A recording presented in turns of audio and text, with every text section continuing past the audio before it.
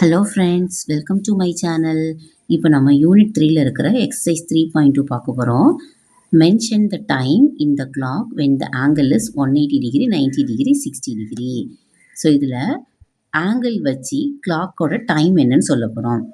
ஒரு கிளாக்குக்கு வந்து 360 degree complete ஆகிறதுக்கு 12 டைம்ஸ் எடுத்துக்கும். ஸோ அப்போ 1 டைம் அப்படின்னா 30 டிகிரி. ஸோ இப்போ 180 அப்படின்னா நமக்கு மினிட் ஹேண்ட் இங்கே மார்க் பண்ணினோம். ஸ்ட்ரைட் லைனாக போட்டால் தான் நமக்கு 180 டிகிரி கிடைக்கும். ஏன்னா 180 டிகிரினாலே ஸ்ட்ரைட் ஆங்கிள் தான். ஸோ அப்போது 6 o'clock தான் வரும்.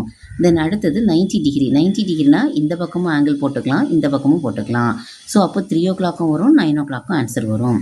அடுத்தது 60 டிகிரி. நம்ம ஆல்ரெடி சொல்லியிருந்தோம், ஒரு ஃபுல் சர்க்கிள் கம்ப்ளீட் பண்ணுறது 360 டிகிரி கம்ப்ளீட் ஆகிறதுக்கு 12 டைம்ஸ் அப்படின்னா 1 டைமுக்கு 30 டிகிரி. அப்போ 2 டைமுக்கு 60. அப்போ 60 டிகிரி அப்படின்னா அது 2 o'clock ஆகும். தென் செகண்ட் கொஸ்டின் பாருங்கள். Find the angle made by the hands of clock at the given time.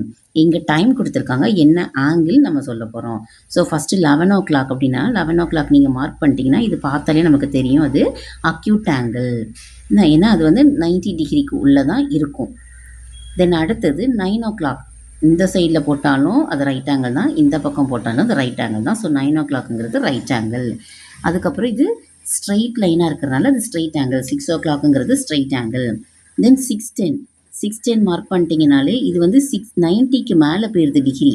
So 90க்கு மேலே போனால் அது அப்டியூஸ் ஆங்கிள். தென் 645னா இது ஒரு ஸ்ட்ரைட் ஆங்கிளாக இருக்குது. ஸோ இது வந்து ஒரு 90 டிகிரியாக இருக்குது. அப்போ இது ரைட் ஆங்கிள். தென் அடுத்தது 630னா ரெண்டுமே ஒரே லைனில் வரும். ஒரே லைன்னா ஒரே ஆங்கிள். அப்போ அது 0 ஆங்கிளாக போயிடும். ஒரே ஆங்கிளாக வந்துச்சுன்னா 0 ஆங்கிள். அவ்வளோதான் எக்ஸசைஸ் 3.2.